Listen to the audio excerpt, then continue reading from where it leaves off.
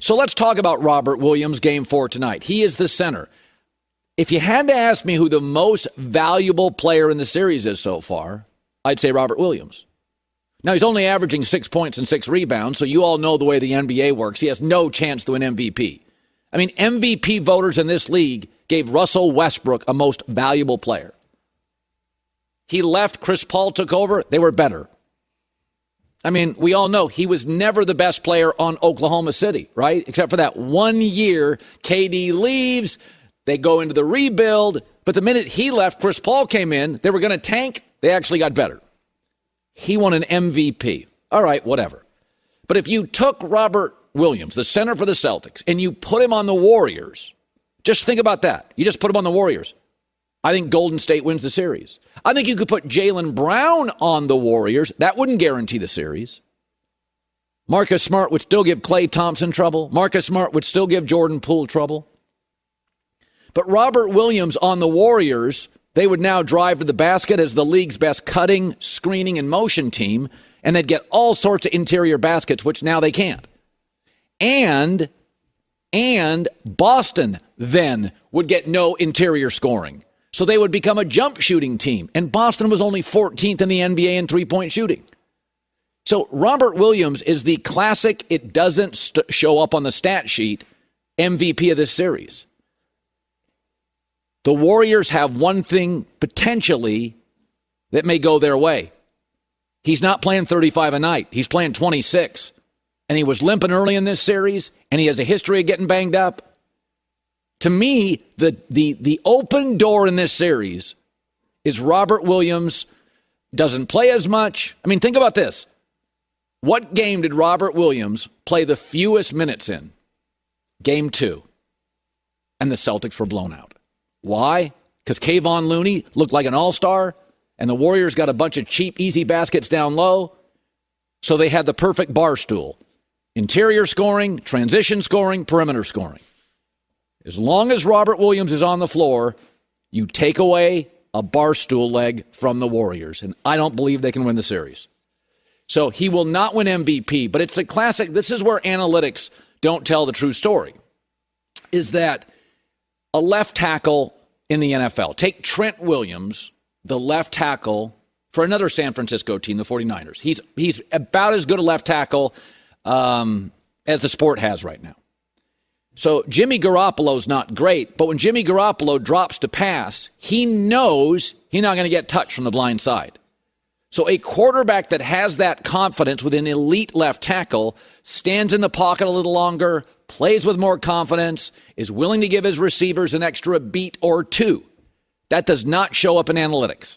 Trent Williams is the classic great player, Tyron Smith to the Cowboys. Dak Prescott, when he's on the field, never has to worry about the blindside hit, the most punishing hit for a quarterback. Never has to worry about it. Does it show up analytically? Nope. But Dak's better. The numbers show it. Dak is a better quarterback when Tyron Smith plays.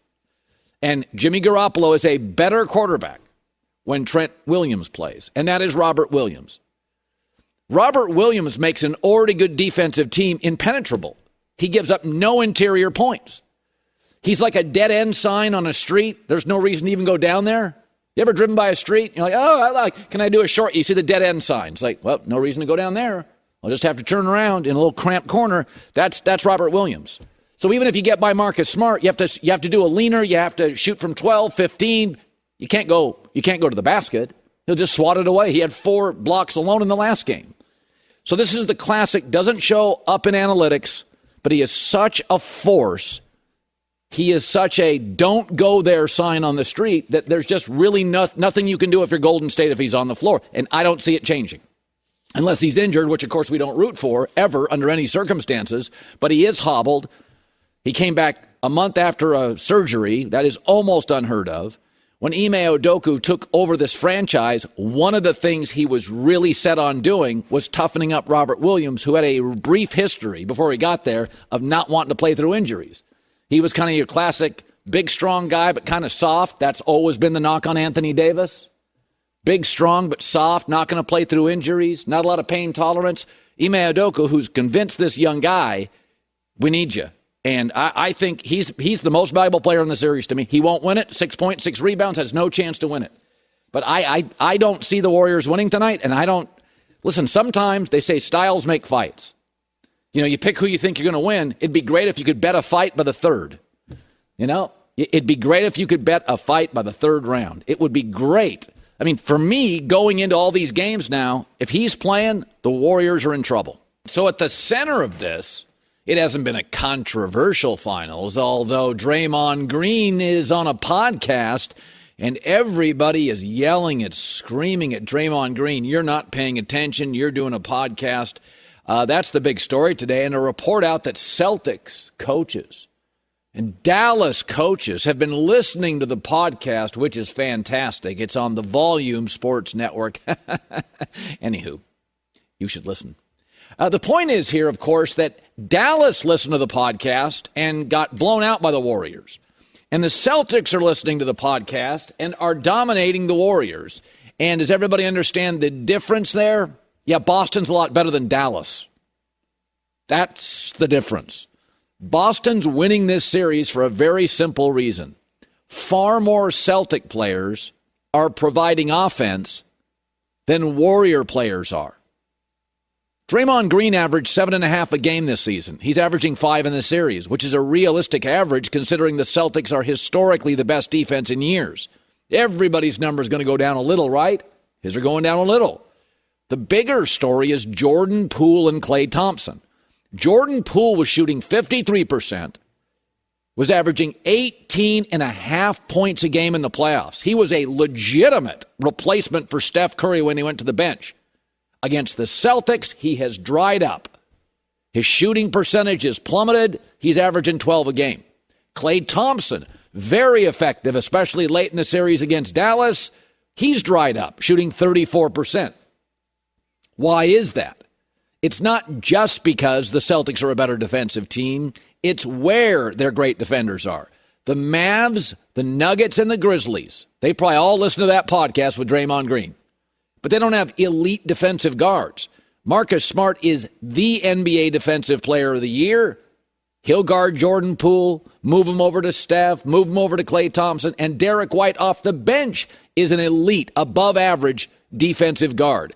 That's the series. Klay can't hit shots. Jordan Poole can't hit shots. And so the team now is completely reliant on Steph Curry providing all the offense in the backcourt. And because this team is a small ball team, they don't get points from their center. And Draymond Green's a defender. They don't get points from him. They get their points. This is who they are, the Splash Brothers. And they've been a drizzle. And Jordan Poole, who was giving you almost 20 a game, is now down to 12, and his field goal percentage has plummeted.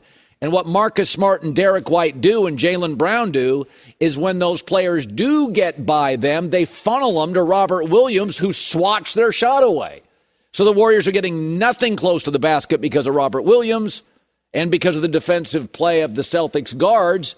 Everybody's efficiency has plummeted. This is the same thing the Warriors defense did to the Mavericks guards, Luka and Jalen Brunson. So, by the way, I strongly encourage you do listen to the Draymond Green podcast because there's a lot of insight on it. But let's not disrespect Boston. Memphis listen to that podcast, and Dallas listen to that podcast, and people all over the league listen to that podcast. And the Celtics are listening. The difference is they're a great defensive team, and they're getting far more offensive contribution than the Warriors are. Does it change now? Does Jordan Poole get hot? I doubt it because I don't think Marcus Smart's going to get worse defensively, nor do I think that's going to happen to Robert Williams or Derek White. Steven Jackson, 14 years in the NBA, is joining us.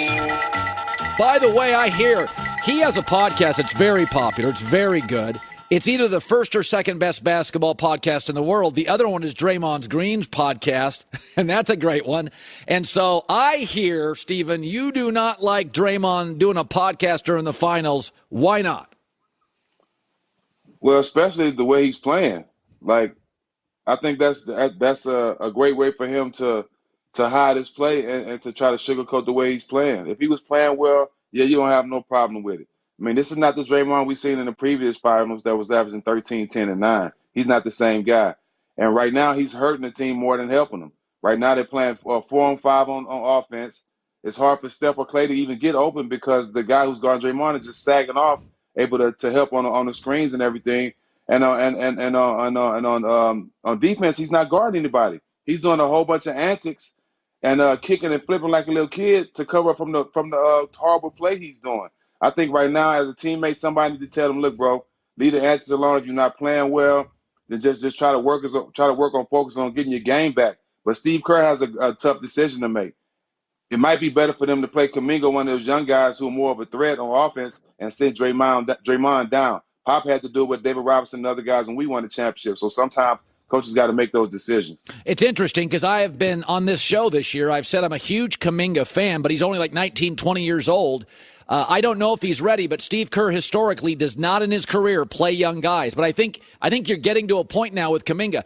I look at the series, and here's what I see happening. Derek White and Marcus Smart are elite defenders. Clay's having an awful series, and Jordan Poole has disappeared. So if Steph doesn't score, they're in huge trouble. That's how I see the series. I also think Robert Williams is a nightmare because you get no interior points when he's on the floor. Like right now, I honestly think Boston's the better team. It's like watching a fight, Steven. We're in the third, fourth round, and I think I see styles make fights. I think Boston's style is too much for Golden State. Do you agree or disagree?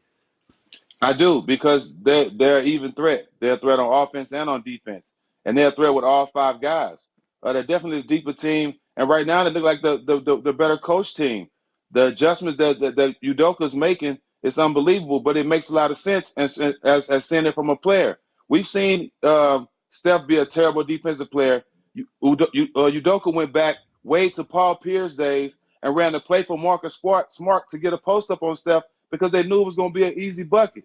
Paul used to make 20 to 30 points a game off that one play. The fact that they're exploiting all these mismatches on Golden State, it goes to show that they're a better and deeper team. You know, it's interesting when you're playing young guys. So Moody's good, but he's young.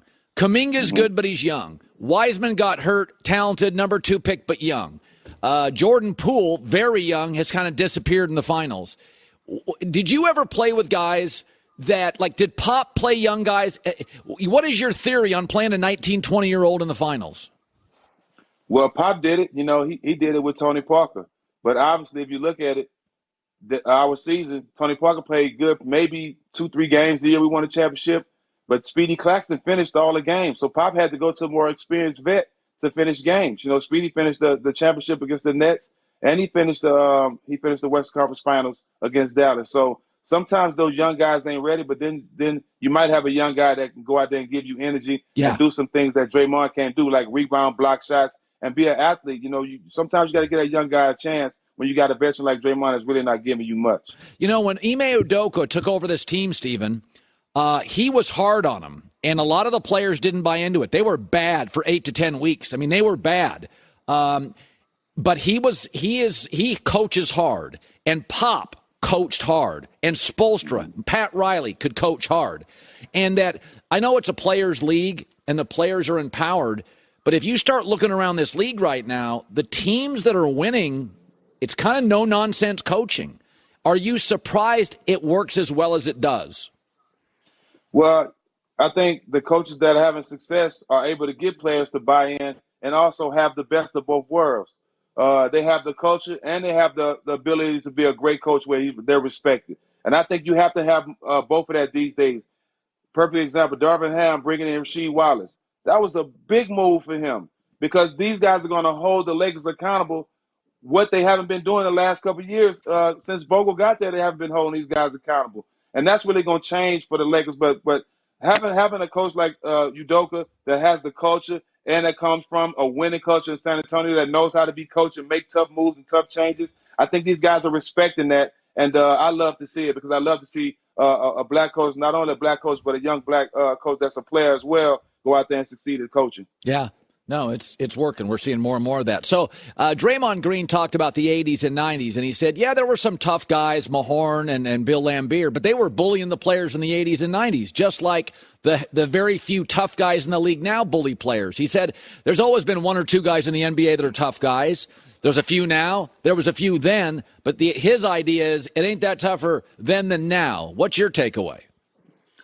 Man, Draymond got to stop. It's night and day. It's night and day. See, one thing about it, when Charles Oakley was in the league, you're going to have 10 to 15 guys that wasn't bullies. They were actually fighting to defend themselves. They wasn't bullies. Now, I don't think you have 1 or 2 guys in the league that'll fight to defend their teammate or even to throw a punch to stand up for their star player. You don't even have that in the league no more. You know, we had to do that some nights. I remember when Pop sent me in the game, protect him just to throw a hard foul on the other team's star, right? But a lot of guys ain't willing to do that. And I did that, not worrying about money, not even worrying about my job. That was my task for the night. And whatever consequences come behind that, I'm willing to do that. They don't have that no more. I think Draymond does a great job of getting these guys' heads and being physical with them, because deep down inside, he know that these guys are young. They're not trying to lose no money, and they really don't want to fight. Times has totally changed. The game now is totally different from when Oak played. Hell, it's totally different when I played. And Draymond is smart enough to know that nobody ain't going to fight today in today's game. Yeah, Meta was on our show yesterday, and he said, guys make too much money now. He's like, no, he goes, it's too hard to be a tough guy when you're making $15 million a year. Finally, I think Boston wins tonight. I think they seize control of the series. I think it's close because I think Golden State's going to be desperate. What do you see happening in Game 4 tonight? Come on, Colin. You know me. Just as loyal as I am to you, I'm loyal to the Warriors. We're going to win tonight. We're going to find a way to pull this championship out. One thing about me, I don't hood hop. I'm staying loyal. Draymond going to figure it out. Steph going to figure it out. And we're going to figure out how to get this win in Washington and bring it back to San Francisco. Okay. Boston. He's got a great podcast, All the Smoke, with Steven Jackson and Matt Barnes. It's great. And it's honest as the day is long. It's great seeing you. You're in a new chair. Is that what happens when you have a successful podcast? You get a nice chair? I'm moving, so my house got boxes, so the movie room is the only room that's off limits. Good seeing you, Steven. All right, my man. Take care.